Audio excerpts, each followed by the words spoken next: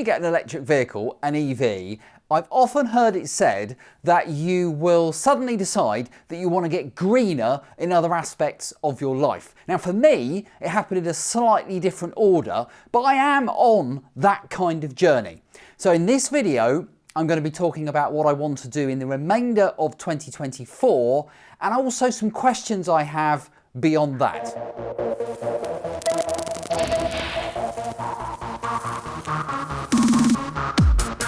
Now I've lived in this particular house for, since 2009, something like that, so a while, 15 years. And I'm going to look over here out of this window because the very first thing that I did when I moved in, or within a couple of years, was to get these. These are solar panels. So that was the first thing I did that was kind of a bit greener, and it's probably one of the best things that I've ever done. I would say that apart from improving the insulation in your house, probably solar panels is the next best thing that you can do. They are just brilliant. I could wax lyrical about just how great they are, but I got solar panels. Now my solar panel system is actually quite small. Even by 2012 standards, when I had it installed, it was small then, and by today's standards it is positively minute, but it still does remarkably well considering how small it is. It's a 1.6 kilowatt system. That's awful, really. You would get, I don't know, a 4 kilowatt system is probably average now in 2024. So, but even then, it does remarkably well. But you have to fast forward 10 years before I did anything else. And that's simply because the technology hadn't really caught up. There wasn't a lot of options out there for things that you could do. There were people driving EVs back when I got my solar panels, but it was quite niche at the time. So if you fast forward to 2022, and I actually did two things in that year. I got rid of my aging gas boiler and got an air source heat pump. That has also been brilliant. I've had that for about 18 months, and the shock horror stories, the scaremongerers, they're lying to you. It keeps my house nicely warm, and I didn't have to replace all the radiators. That old chestnut. No, it does the job. It's kind of magic, really. I put a kilowatt hour of electricity into the air source heat pump, and it generates between another 2 and 4 kilowatt hours in addition to that, so giving me 3 to 5 kilowatt hours of heat energy out the other end. It's magic. How does that work? It's incredible. But also in 2022, I got an EV.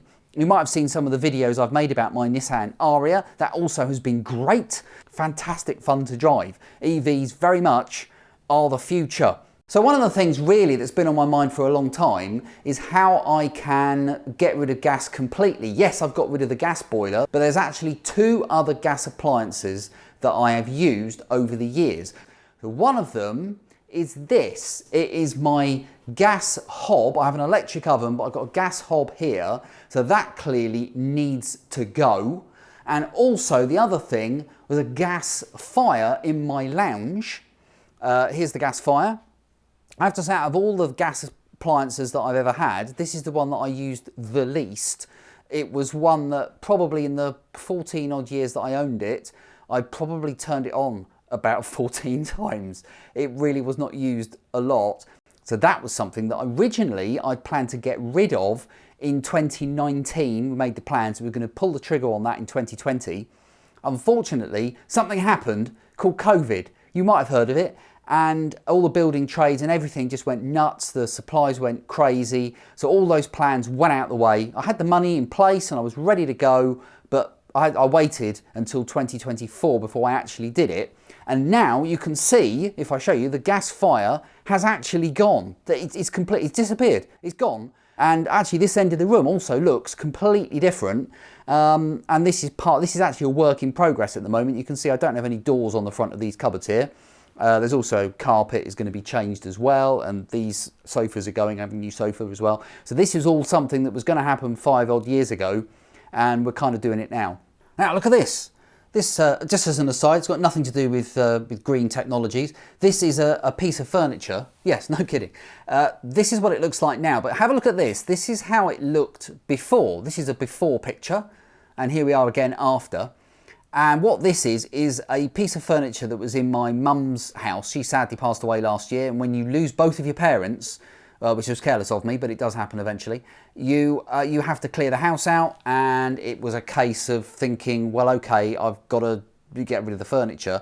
But the family, we kind of wanted to keep this piece, but it wasn't really in our sort of style, my wife and I. So what we did was to sort of lightly rub it down, put some furniture paint on it, get rid of the handles that were on it. The handles actually weren't original because they didn't fit properly, so they definitely weren't original. And then I found this on Etsy, this handle here, which I quite liked, so I put that on. And here we go. I got a new upscaled bit of furniture, and really pleased. That fits in there quite nicely. The new carpet, when it goes in, is going to be grey, so I think this will look really nice on it when that's done. I'm just going to lift this down, this lamp, because this is a bit weird. You'll wonder what's going on here. If I lift this up, in there, that is a tray of coffee. I know, that's a bit weird, isn't it? And the reason I've got a tray of coffee in there is it smelt a bit of mothballs. I mean, this hadn't been opened for, I don't know, probably several decades. So it was, yeah. So that is one way of getting rid of the smell of mothballs, is to put coffee in. And I have to say, it's working. It's working. It really is working.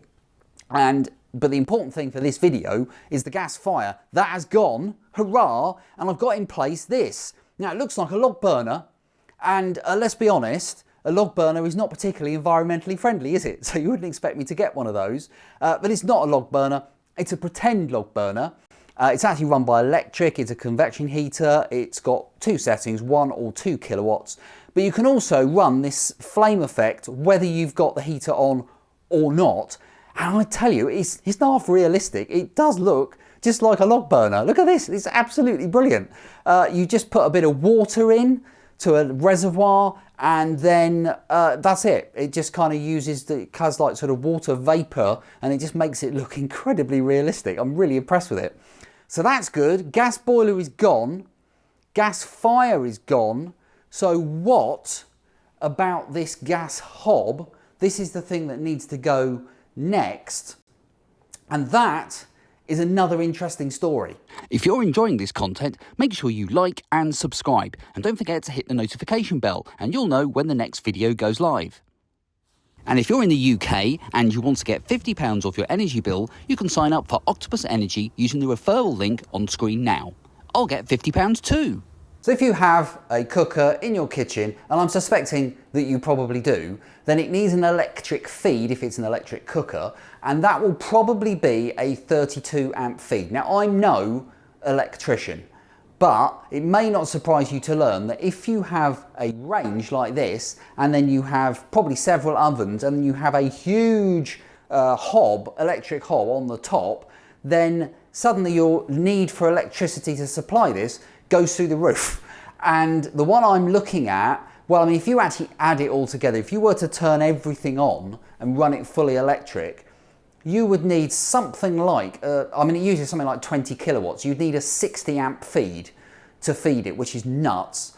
And if you start getting up into those sort of areas, then you need to have an isolator switch that looks a bit like this. Now, I've actually got 2 of these in my house, or not in my house, outside of my house already. One for the air source heat pump, and another one for my EV charger. I don't really want one of those blooming great things inside the house too, although you could stick it inside a cupboard, I suppose. But the Spark who's going to be installing, was looking at this for me. He did a bit of number crunching. He also phoned the people who supply the range that I'm looking at and said, look, do you really need to supply this with 60 amps? Because that's just nuts. And they said, no, you can get away with 45 amps. Now, what this means in layman's terms is that, yes, there's a 32 amp feed running, which is fairly standard, to the cooker, to this electric point here. But in order to run 60, or now in my case a 45 amp, you need to rerun that right from your fuse box, from the consumer unit, all the way through to your cooker, which may or may not be an easy thing to do. Now, in my house, that was going to be slightly difficult to do because of the run from the consumer unit through to my cooker. But luckily, because I was having all this work done in the lounge and there's a bit of cracking and what have you, well, I've got a floating ceiling here in the kitchen, that all needed sorting out. There was a good opportunity to knock a few holes in this floating ceiling to pass the new electric cable through for potentially the new cooker. So that's all been done and it's been filled in and painted over. So that's good. Apologies if you can hear gurgling noises, that's my dishwasher. So we've had the first fix in, the Spark's done the first fix for a 45 amp feed for a new electric range, and that's in place, that's ready, and he will only come back and actually fit that when I have the new cooker delivered. Now, as I'm spending quite a bit of money getting my lounge done, and the electric range is not going to be cheap, I'm sort of pausing a moment, but crucially, these are my plans for 2024. At some point this year, I'd like to get that cooker, get that fully electric range, get the Spark back in to do the 45 amp feed for it, and then, happy days, I will not be using any gas at all, and I will be able to have the gas cut off. Now you might think the easiest way to get your gas cut off is to simply not pay the bill, but I'm going to go more traditional. I'm actually going to officially get it cut off, and that will be a moment. That will be a moment, and I am quite looking forward to that, and that will be something, all being well, that will be happening later in 2024. Now, a question that I've got for what to do later in 2024 and into 2025 is to do with the solar panels, really, because I'd like to get some more solar panels to beef my 1.6 kilowatt hour system. I could probably double it. I think I've got enough spare roof space if I put some panels on my garage to get me to kind of 3.2. That's what I'm thinking. If I can fit 400 watt panels on there, I think I could do that.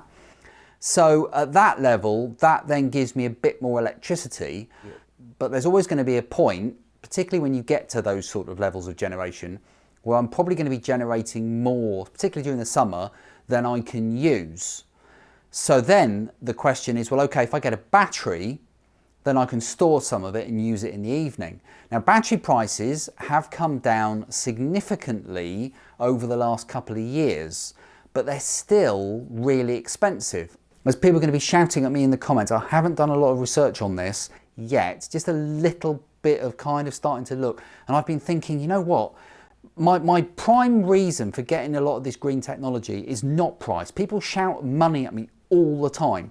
And it is a factor, and of course it's important, but for me, doing the right thing and reducing my carbon footprint is probably the top of the list, and cost effectiveness is sort of second. It is a factor, but it's not the overriding factor. But there is a point where you think to yourself, how much money are you going to spend and how long will it take to pay back? My solar panels probably took about 5 years to pay back. I think that's perfectly acceptable. I think that's really good, in fact. I think that's why I think it's a fantastic investment. Your payback may be shorter, it may be longer, but there will be a payback point on solar panels. It's very easy to look at solar panels and go, you know what, I know this is going to pay back and I know it's going to be worth it. With the solar batteries, I am really confused, and I'm not sure. I can't see an obvious payback. There's the other thing as well, which is there's this technology called vehicle to grid, vehicle to load, vehicle to home. It's V2X. What this means is it's basically taking power from the battery in your car and then taking it back and either selling it to the grid or more usefully using it to power things in your home. The battery in my car is 63 kilowatt hours compared to maybe a 5 or most 10 kilowatt hour battery maybe that I might stick on the side of my house for huge money. Wouldn't it not make more sense to use that battery in the car to power your house when it's sat out there in the evening? My car, my Nissan Ariya, doesn't support V2X technology. Bonkers though that is, the Nissan Leaf does and has done for years because it's built in, it's baked into the spec of the CHAdeMO port that's on that car. Whereas the CCS port that's on the Nissan Ariya, it's an optional part of that spec, and they chose not to support that option, which is mad. I don't know why. Nissan, what were you thinking? So I don't even have that option now, but I will do at some point in the future. And if I bought a battery now, I will change my car long before that battery has even touched the sides of paying for itself. So I'm really confused, and I'd love to know what you think. There'll be people watching this who are screaming at the screen now saying get a battery or don't get one or get this one or do it like this. And I would love to know your comments because I am thoroughly confused. I think getting more solar is a no-brainer. Solar now is cheap as chips. The technology is so mature, the panels are about as cheap as they're ever going to be. And so getting more panels really is a no-brainer. But if I'm going to get more panels and then I'm generating loads more electric and I'm just sending it all back to the grid, what's the point? Thank you very much for watching this video. It's been rambly, but then this is Rambly Electric. I will of course be updating the channel as I move closer to getting my gas completely cut off and replacing the range with a fully electric one. Because at that point I'll be able to show you the finished lounge. There'll be some things on those shelves behind me then as well. They won't look so bare. And yeah, I'm really excited about getting rid of the gas. Really excited at that monumental moment in my kind of green carbon reducing journey. But the whole battery thing, yeah, I'm open to suggestions, so do leave your comments. Hit the like, hit the subscribe, and I'll see you for another update really soon.